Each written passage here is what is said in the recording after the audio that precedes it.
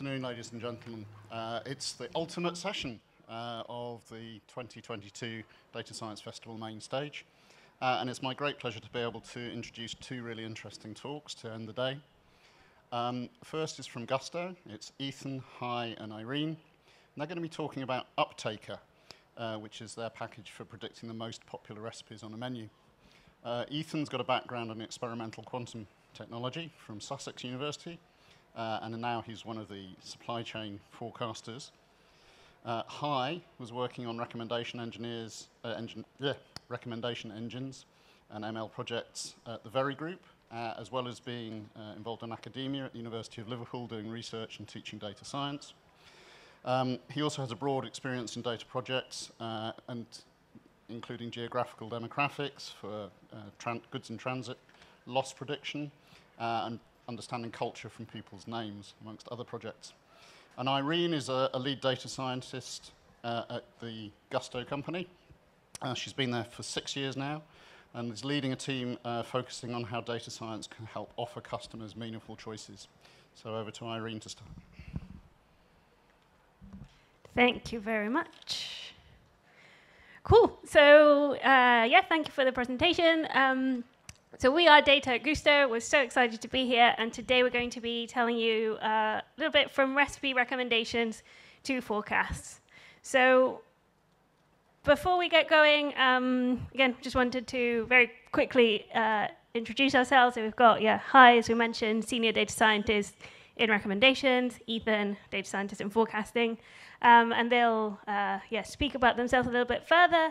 But for me, I'm kicking us off. So I'm Irene. I'm a lead data scientist. As I mentioned, I've been at Gousto for 6 years now. So hopefully quite a lot of you know who we are at this point. But just in case some people don't, we just wanted to kick off with a little bit of an introduction. So we've been around for 10 years now. And since then, we have been on a mission to be the UK's most loved way to eat dinner. And how do we try to go about this? So we're a recipe kit delivery company, which means that we have a website or our app, and we offer a weekly changing menu that has moved from 12 recipes to now over 75 of them. And this menu changes every week. So you pick which recipes it is that you want, which day you want them delivered on, and on that day we will send you a box of fresh ingredients with exact proportions, step-by-step recipe cards, which ultimately means that you get rid of the more boring bits like the planning, going to the supermarket, and you get to enjoy the fun, cooking and eating. And super importantly, you get minimal waste because you've got those ingredients in exact proportions. So my job today is to kind of frame what Hai and Ethan are going to talk to you about, which are going to be more particular projects. So I thought it might be useful to start with how the data team is structured at Gousto. So we are organized in tribes, and all these tribes have a customer outcome focus. So we'll go more into what the different tribes are and what each of them does. But in terms of organization, they are a group of people aligned to a customer problem. Within these tribes, we've then got squads, which you can see on the vertical here. And these are cross-functional groups of people that are tackling a certain domain that will affect that customer outcome that we're looking for. And this is where our data scientists and where our data analysts sit alongside other functions like software engineers, like product managers, designers, a whole host of other functions. But really importantly, as well as focusing on the vertical and the squads, we want to make sure that we also consider the functions, so the more horizontal aspect of things, making sure that as a function, we're also aligned and we're thinking about having unified approaches to things. And then to support all this, we've got a foundations tribe. This is where our data engineers sit. And what they do is really help create the infrastructure and those foundations that support, then go on to support the tribes to achieve their objectives. So yeah, hopefully that helps frame the way that we work a little bit more. And then we just wanted to start by giving a little bit of a view into the different tribes and some of the different data products that we've got. So our first tribe that we've got is Activate. And the main aim of this tribe is to really attract and retain our customers in the best possible way. So making sure that we're engaging properly with them, that, that people can find us. And an example of a data product that we have in this tribe is our churn algorithm. So really understanding, we're a subscription business. Can we actually look at their behavior and understand when they might be about to pause? So yeah, that's an example of really important data product that helps us, catch maybe when a churn is going to happen and do something about it. Once we've got these amazing customers and they're all engaged, they come onto our menu, and this is where our Discover tribe comes in. And their main focus is making sure that our customers can find the amazing recipes that they all want. So as I mentioned before, we've got 75 different recipes on the menu each week. That's quite a lot. So we don't want them to be too overwhelmed by the amount of recipes. So here we've got recommendations, which are like the heart of the tribe, in which I will talk to you about, to really help us show those recipes in a way that is meaningful for each customer.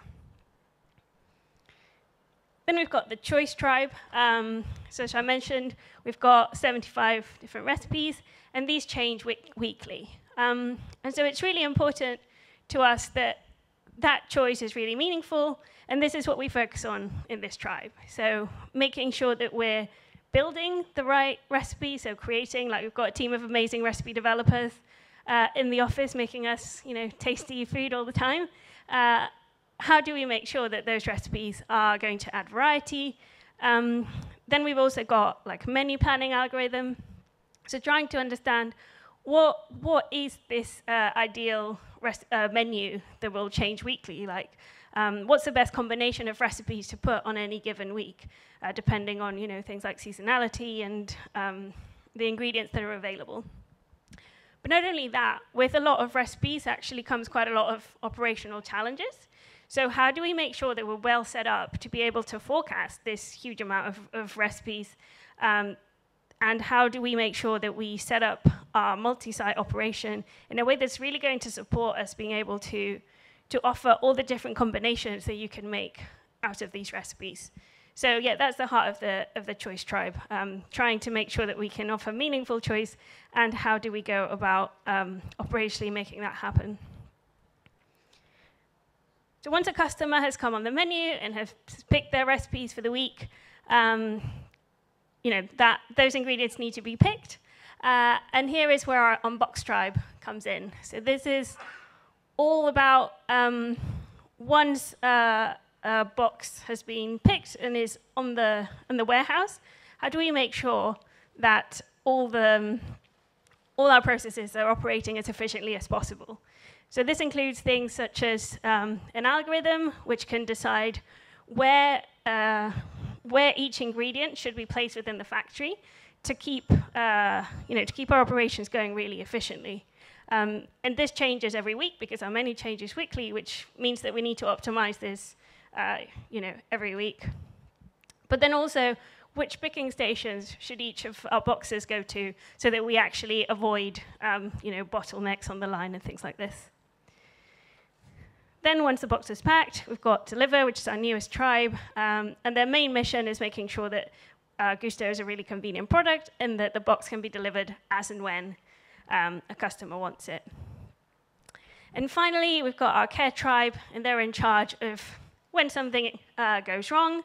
Say a box appears and you don't have your chicken to make your chicken curry. Just managing this process. So again, an example of a data product here is a compensation optimization algorithm. So making sure that all of our customers, feel appropriately compensated when something goes wrong. So with this, we just wanted to give you a little bit of an overview of data at Gousto, and just, I guess, to highlight that it really is embedded into pretty much every aspect of the company, and also the wide range of problems that we actually solve.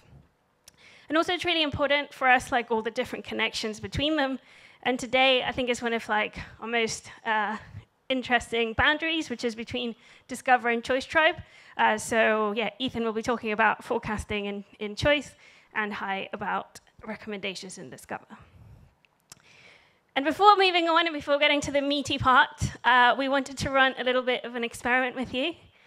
There will be no pink goo, but what we would love for you to do, if possible, is to get your phones out, go to menti.com, and just put that code in. So we're going to try to get you to beat the models.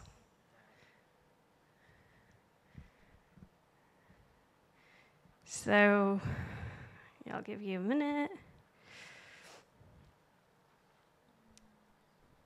And I think I can move forward because the code will still be at the top for anyone who hasn't made it. So, you know, this is after lunch, so good. Hopefully people won't be, you know, too hungry. But on your phone, you should have several different recipes. And what we'd love for you to do is to choose what 2 recipes you would put in your box. And what we really want to see is, you know, we've got a prediction of how this might turn out, but we'd love to see how representative of the Gousto customers you are. Oh, great to see some votes starting to come in. Oh, it's all changing, yeah. The cashew chicken rice. Okay, yeah. Korean style pork rice bowl seems to be quite popular.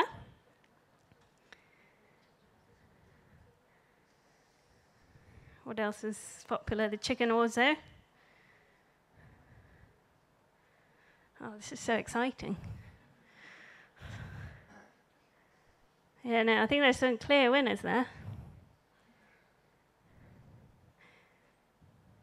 Okay, I'll give it, I think, 10 more seconds.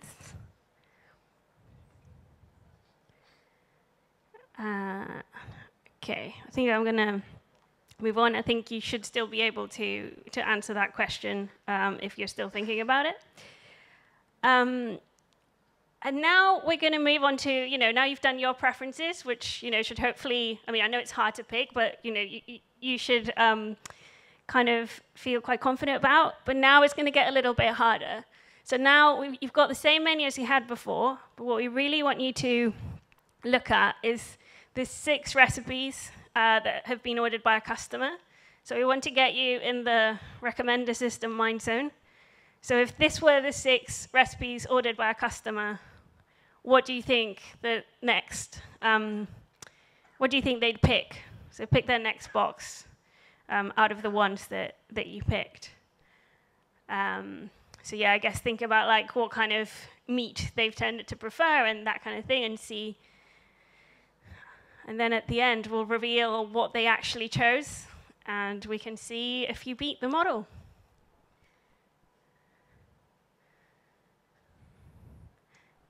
Yeah, okay. Also, yeah, seeing a lot of pork. Again, the cashew chicken is quite popular. Sweet and sour chicken.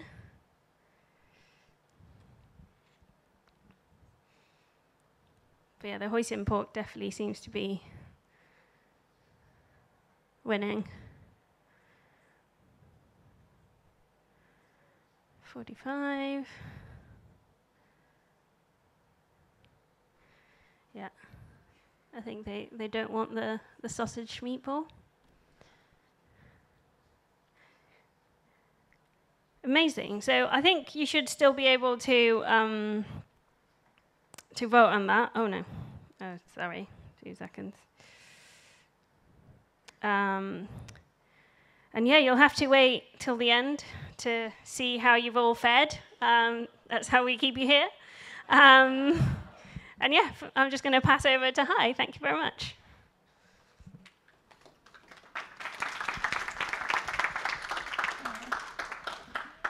Thanks, Irene. Can you hear me okay? Hello, everyone. My name is Hai. I'm a senior data scientist in Gousto. I'm working in SWAT called turnips. We like to name everything after vegetable, so I'm the turnips. And today I'm going to talk about Rouxcommender, the Gousto recipe recommender. So why Rouxcommender, not recommender? So again, we like naming stuff in Gousto. So Rouxcommender is named inspired by our very famous chef, Michel Roux, Junior and Senior. So just to clarify, we like the chefs, they're great chefs, but we don't have any association with them. Okay, so Irene already introduced the whole structure of Gousto, but now I'm focusing on two tribes, the choice tribe and the discover tribe, which is I'm working on. So think about Gousto as a restaurant.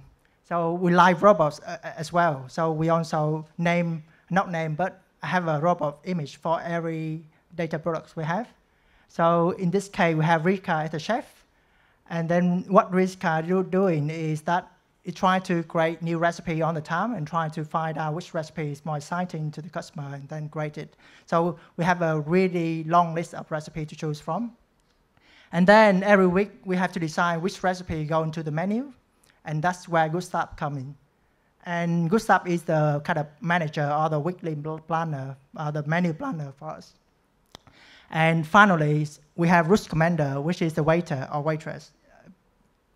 And the job of Rouxcommender is to suggest the best recipe that fit individual customer. So this is the focus of today's talk. So before going to the model or anything about the robot, we're talking about the ingredient first, right? We need to get the ingredient before we can cook. So our secret ingredient is, of course, data. So for any recommender system, we have essentially three types of data. You have product data, you have customer data, and you have interaction data, which link the customer and the products. So for recipe data, we have a lot of recipes, but not only the recipe itself as the ingredients or the recipe names, we also have the huge selection of recipe taggings. So we have a lot of attributes generated by our talented food developer teams to generate the recipes, but also the data associated with the recipe. So as you can see that there's Thai recipe, so we know that it's coming from Thai, the protein is chicken, the carbs is noodle, something like that. But of course, with recipe data, because it's subjective human entering data, so sometimes you have very subjective opinions. I am a Vietnamese, so sometimes I always argue with our chefs, like why this one is Vietnamese food. It's not a Vietnamese cuisine, because you don't have that.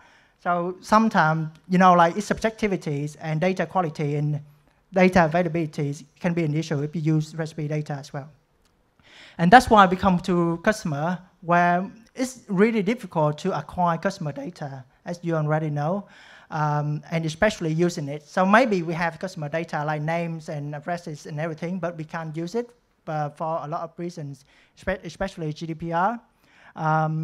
But definitely we use dietary requirements to decide when the customer forget to order a box, we still send them a veggie box if they are a veggie customer, not like we send a meat box to a veggie customer. So you use, but like quite limited use of this data. And lastly, the most important source of data we use is interaction data, which is how the customer interact with our products, which is recipes. So it can be implicit, like we can ask people questions, like we can create some games, mini games, so that we can ask people questions. We can rely on their rating, how they rate the recipes, or we can ask them to say like and dislike recipes. So we talk about that later. But the bigger source of data, which is have more coverage, is implicit feedback, where we get from customer behavior, like they view a recipes, they order a recipe in the past. So these are really important ingredients for us. So that is raw data. That is raw ingredients. We need to cook them or like pre-process them somehow, right? So the step is try to build the embedding of this data. So but if you're not familiar with the term embedding, what it means is that you convert your raw data into a data point, which is have a coordination. That coordination can be 2D in this map. For example, this one is 2D, but in reality, we use hundreds of dimensions to encapsulate the data we got for recipes. So this map is one of our visualization of our recipe embeddings. You see the color, the red one is meat recipes, the fish one is blue, and the greenish one is veggie and vegan recipes. So I always refer to this one as the kind of three kingdoms, so recipe fighting each other. Why are we doing that? the reason why we're doing that is that we want to have a consistent way of represent the recipe data so that we can apply in different applications. So we use it in recommenders, of course. We also use it in menu planning. Oh, no, not yet. We plan to use it in menu planning, but we already use it in forecasting and recommenders. And also, when we want to change something, we add a new type of data, we don't have to change the whole model. You only need to change the embedding, right? So you don't really need to change the whole models. And not only that the embedding is built from the recipe data, we also use behavioral data to build the embedding. So people who like this recipe also like that recipe, it means that two dogs is closer to each other in the map. And most of the case, this embedding is really useful for the co-star problem. I will come back to that later. And this one is my favorite graph in Gousto. I actually have it in my home. Like, it's a Gousto bird. So, you know, one dog is one customer. So we build, similarly, we build embedding for each customer. And the color is actually the customer taste profile. So we have about 7 customers taste profile, like veggie, vegan, fish healthy. The veggie vegan one is the one like the head of the bird. And then you have fish healthy is the neck of the bird. And then the bottom of the bird is the a little bit less healthy option, American beef. So yes, you see that we build the data from the behavioral data. We build this visualization from the behavioral data, and it clearly shows the distinct taste profile our customer have. And why we want to do that? Again, to deal with co-star problem, we want to not using the customer. For us, the customer is not the ID. The customer is the behavior, how they interact with our products. So that's the really important feature. So we try to, so you don't really have your customer as a name or the ID. You represent the customer by their behavior, like their interaction with our data product. So there's no real customer, it's just their data self. An application, you can use it in different ways, like tracking the training of the customer, or building the profiles and of the customer very early in the journey. And that is for the pre-processing. Next one is the interesting one about cooking. So Rouxcommender is not one data product. It's a family of data products. So the first one is kind of the first days when the first customer first joined Gousto. It's like first date. We call it Gousto recommend. It serves the new customer. So when they come to Gousto, the first question they ask is like, why we try Gousto? To Gousto or not to Gousto? Apart from our really generous discount code, of course, we need to show something to the customer. So this model is actually a very simple learn-to-rank model that we, if you think about that, it's like a race. Every week we have one race, right? Like horse race, but a race is between the recipes. So the recipe compete to each other and see which one is more popular, which one is more excited to a particular group of customer. And then we can use the previous week, like so many weeks we have like how many weeks? 450 something week already so far, and then train the models. And then the output is something like a ranking, like the right-hand side image, so that you can see the higher ranked recipes have a higher uptake. So the higher rank is the one on the left, and the higher uptake is the y-axis of the bar. So that's what we recommend to very new customer. Now come to the honeymoon. So after the first day, you have the honeymoon. The honeymoon is good because you don't really have really high expectation from the customer. So they don't really care this recipe is new or not new, but as long as it's relevant to them, it's something that they like. So the strategy here is that find something relevant by using a very familiar technique called collaborative filtering. So people who like this one also like that one. This is a very useful technique for the very early box customer, very early life customer. And the graph on the right-hand side is the embedding of the recipes based on the behavior of the customer. So the closer the dog, the more likely that they will purchase by the same type of customer. So you see the very distinct cluster of recipes shown here as well. And finally, when you get to the kind of midlife marriage, kind of crisis, you expect a lot more. And how can we meet the customer demand at that stage? So we try to break the box of the customer, what they like in the past, into different components. So it can be the carbs that they like. It can be the cuisine that they like. It might be Thai. It might be spiciness that they like. Some people like me really like any recipe that's spicy. I actually really like it.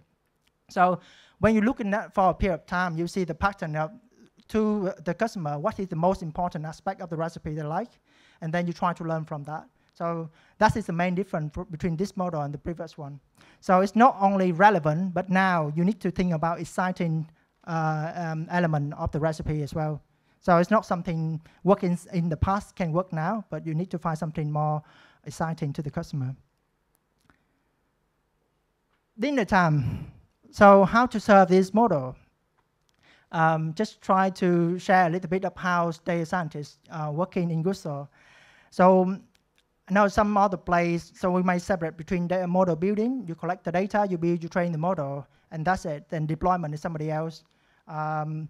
Like ML engineers or DevOps or something like that. But in Gousto, we own kind of from the beginning to the end of the model deployments. So anything behind the API endpoints is owned by Gousto data scientists. So on this step, like data collection, preparation, EDA, model developments, or building, or retraining, and model governance is done in a platform. We use Databricks.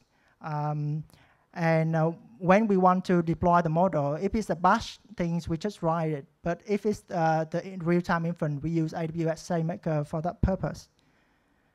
So a lot, you see here, a lot of trees and neural net based. So Gousto data scientists really love trees. We are a sustainable company, right? Some challenging are also opportunities, because challenging always rise opportunities, right?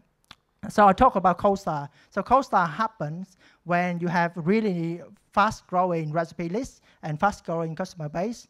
So how are you going to deal with that? Again, the simple solution is that you break them down into two components instead of using the entity itself. So instead of recipe, you break them down to like protein, cuisine, and different components. And by doing recipe embeddings, you can do that. Also, one way to deal with that is to listen to our customer very early in their journey. So if you can listen to the customer very early into the journey, then you can react quickly and then give them the right recommendation right in the beginning. So you see this graph, this one showing two group of the distribution of two group of customer based on the number of history order they have in the past. So let's say the one with 0 is mean that our completely new customer, and the one with like 100 is mean that they have 100 order in the past. And you see that for two group, the blue group is skewed towards the early box customer, and the red one is more towards the later box customer. The blue group is the group that we didn't do very well in terms of recommendations, and the red one is the one where we did really well. So you see that the one we didn't do very well is the one for early box customer. So hopefully, we have some solution with this, so hopefully next time if I have a chance to present, so we show a different graph. And recommendation alone can't survive without data, right? So we use user experience to collect the data for recommendations. We use it to collect customer rating data. The problem with rating data, that is nice, but the feedback loop is really slow. And secondly, you only rate what you buy, right? So if you buy 4 recipes, you can only rate 4 recipes. That's the problem, because we want to know more about the customer instead of what they bought. We also have the mini games called Recipe Battle, where we have 2 recipes, so the customer can go and choose which one they prefer, and then we use that data to try to understand the taste profile of the customer. This one have a really quick feedback loop.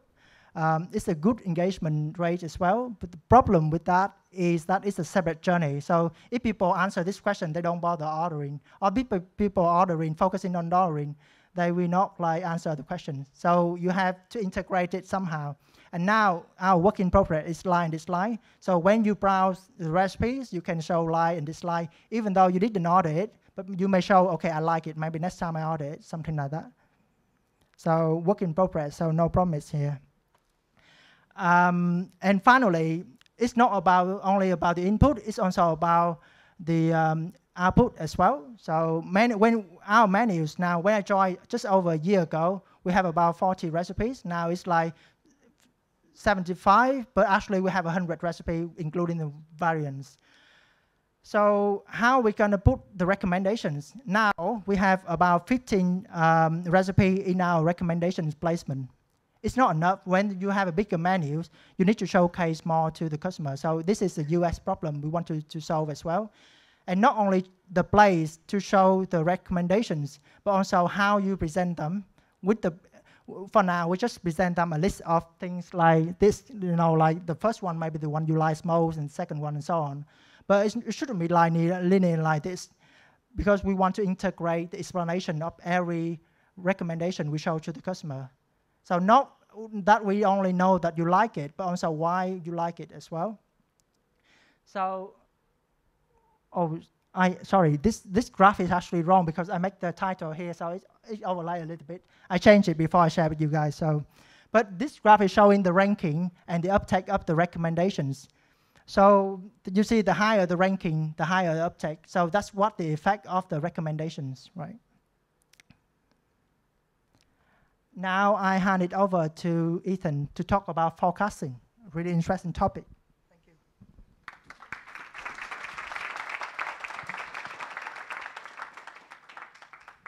Hello. You can hear me. Thanks, Hi. Yeah, interesting stuff. Hey, everyone. I'm Ethan. I'm a data scientist in the forecasting squad here at Gousto. And today I'm going to be speaking to you about one of our forecasting products, the Uptaker. Now, as you can probably see, we don't call our products after chefs like we do in the Discover Tribe, but bonus points to anyone that can guess what we do name them after based on this.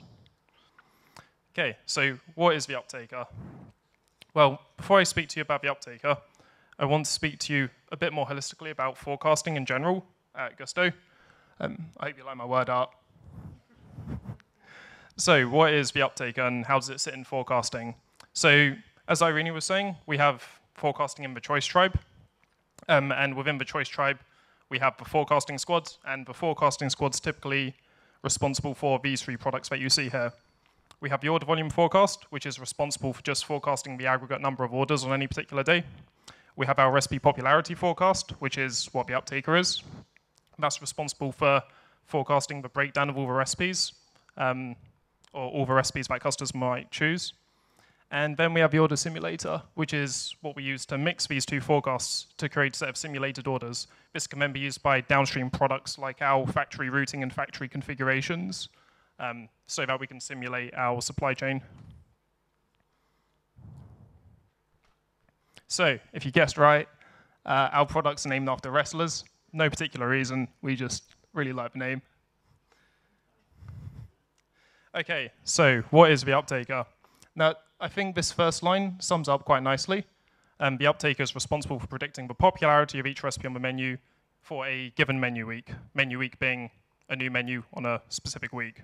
So if we have a given planned menu, so a set of recipes are, when we want to know the popularity of each of the recipes on the menu, the Uptaker is triggered, and we produce this discrete probability distribution. The output of the Uptaker is always going to be a discrete probability distribution where the sum of the values equal 1. And this can be used in conjunction with our order volume forecast to predict the number of recipes we expect people to order. So now let's try, there we go. Now let's try phrase the problem a bit. So there's a few problems with trying to forecast this way. So given that we have product dependencies that relies on the Uptaker always producing a discrete probability distribution, how do we actually solve this? Well, at Gousto, the recipes on the menu change every single week. So there's plenty of cold start problems. We offer new recipes every single week as well. So we have no historical data on quite a lot of recipes every single week. We also have a number of recipes on the menu changing over time. As Gousto expands, we tend to increase the size of the menu to offer customers more choice. This is great for the customer, but it's not great for data because it means our output of our model is constantly changing in size, so we can't do anything like a softmax transformation to create our discrete probability distribution. So we need to make a model that's trained on features that describe recipe similarity, and we need to make the model and its predictions independent of the number of recipes on the menu. So how do we do that? With that, we use embeddings and uptakes. So well done to anyone that guessed embeddings for recipe similarity. Uptakes is a relatively simple transformation. All we do is look at our historical data and multiply the popularity of that recipe by the number of recipes on that menu it appeared. So this is how we tend to phrase our problem when we're talking about forecasting recipe popularity. And then when you want to collapse it back down into a discrete probability distribution, you just normalize the uptakes, and then you get your model output. This makes it quite a rich data set and also makes it a supervised regression problem. So what does our target feature look like? On the left, you can see recipe popularity. So obviously, these values can never be greater than 1. You'd have a value of 1 if you had a 1 recipe menu, which would be a bit sad. And we also have recipe uptakes on the right after this transformation. We get this kind of gamma distributed distribution that we're now trying to fit a model to. So that's great. This is what our target data looks like. Now let's talk about, oh, no, wait. Okay, so let's look at this through a different view first. So as you can kind of see, on the x-axis here, we have a number of recipes that might be on a menu, which we've called count recipes. And on the top plot, we have recipe popularity. You kind of see what you expect, where if you have a small number of recipes on the menu, obviously the recipe popularity is going to be much larger because there's less choice. You can try fit a model to recipe popularity, but it's probably not the best idea because the model then has to learn this correlation between count recipes and recipe popularity. So by doing this uptake transformation, you effectively make it so you have like a much nicer distribution regardless of the number of recipes on the menu. One interesting thing to note is when you get a much larger menu, you see a lot more of these like tailing outliers of super popular recipes. This is kind of expected behavior from customers, especially when there's a massive FOMO element that gets introduced when you have a large number of recipes by everyone selecting the same recipe. So let's talk about embeddings a bit. Generally, embeddings are a great block feature to train a model on when you're trying to do this kind of modeling. But there's a problem with the way we've phrased our model here. By fitting a model to uptakes, we've kind of removed the concept of menu context.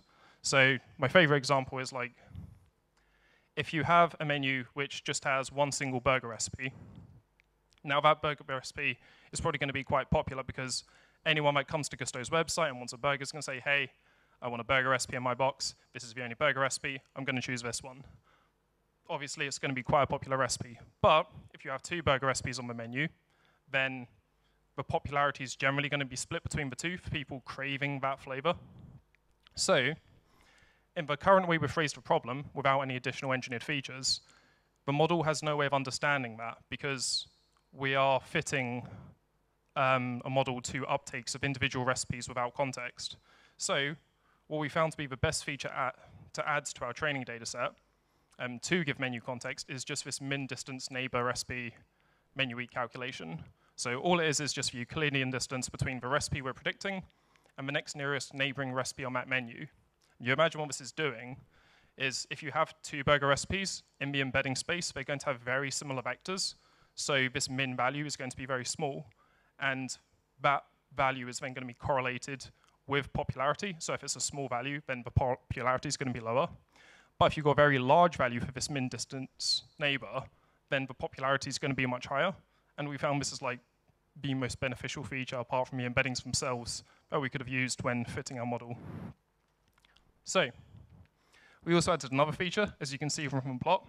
There was these green dots for the current menu week and yellow dots for prior. We also started to think, well, what if a particular flavor that was not on a previous menu hasn't been satiated for a customer, and now they really, really want that flavor. So say there was no burger recipes on the prior menu, and they were like, there wasn't one last week, but now I really, really want one. So what we do is we do the exact same calculation, but compare it to the previous menu, and we found this is another beneficial feature to use. So we found that prior menu week context tends to affect a customer's choices for the next menu as well, using this feature. Okay, so what does the training data look like? This isn't the actual training data, but it gives you an idea of what it looks like. We generally have embeddings, and we have a few other features that are correlated with popularity, such as the recipe rating, the type of diet, so vegetarian or gourmet, the surcharge attached to the product itself. We have an engineered feature as well, the next nearest neighbor embeddings feature. We use all of this to fit to our uptake value. In the training data set, when we've shaped it this way, it's generally quite rich. If you imagine in Gousto's history, we have about 350 historic menus. So fitting a model to each individual menu is going to have very little training data. By phrasing it this way, we have one row for every recipe on each menu week that's appeared. So it's about 14,000 rows, and the dataset grows with the number of recipes that appear on each menu as time goes forward. So if we go to the next slide, I'll do a quick slide on model selection. You can probably tell which model I went for from this slide. Yeah, I really like LGBM, but XGBoost is great as well. Scikit-learn's great as well, but it's just a bit slow compared to gradient boosted methods. There's not really much else to say on this. I like LGBM a lot. Not a big fan of Microsoft products, though. Cool, and that brings us to the end. Let's go over the experiment results. So all of you guys that selected for the first question, we can see what the Uptaker, this model we've just talked about, predicted, and see how much you guys represent our customer basis. I also have a cue card with all of these values, so we can go to the other one and see what it's like. So this is our model predictions. If we go to the Mentimeter slide, that's recommended. Okay, so this is what you guys chose. There's a few differences. I mean, you guys are a much smaller sample size, so it's probably understandable there's a bit of difference. But I think we've managed to predict the two most popular ones here. Oh, no, we haven't. So we got 13% for the chicken cashew with rice. You guys gave 16%. That's not too bad. Surprisingly, the fourth one was one of our least popular ones from the RPD calculation, this one here. But a lot of you guys seem to be attracted to like this Korean-style pork bowl, which is pretty interesting. But yeah, that's it from me. I'll quickly pass back over to Hai to go over recommendation results as well. Hello. Thanks, Ethan. You know what we can get from this graph? It means that data scientists like Korean food more than the representative British population, right? Korean style pork rice bowl. So let's go to the, I don't know how I'm going to do this one. Just move it. Yes. So the second questions, two things I want to show in this one. The first one is that you see the first rank, I intentionally try to swap it with our ranking. So you see that the first thing you see is actually the highest one.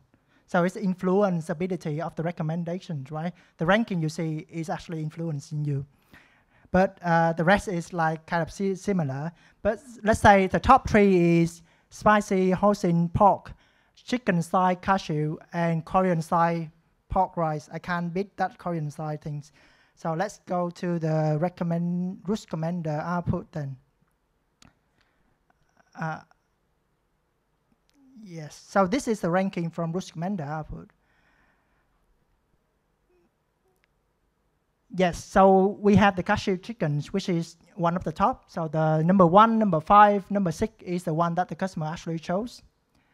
These are the ranking generated by Rouxcommender. And we see that you missed the sweet and sour chickens.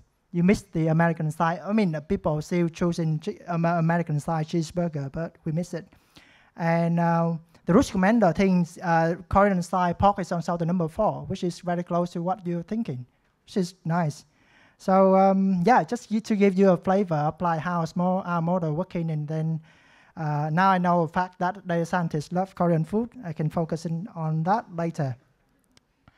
So summary, so today we talk a little bit about the data function and how it's structured within Gousto as a company. We talk about data products in different tribes. Rouxcommender, we talk how we recommend the best, not the best, but like the most loved way to eat dinner to our customer. And Uptaker, not only from recommendations, but we also want to forecast it far in advance so that we can fulfill the order, not like recommend it, but cannot deliver it. We still have more recipe to grade, more meals to deliver, and so we have a lot more problem to solve. Then come join us with the link. So yes, thank you very much.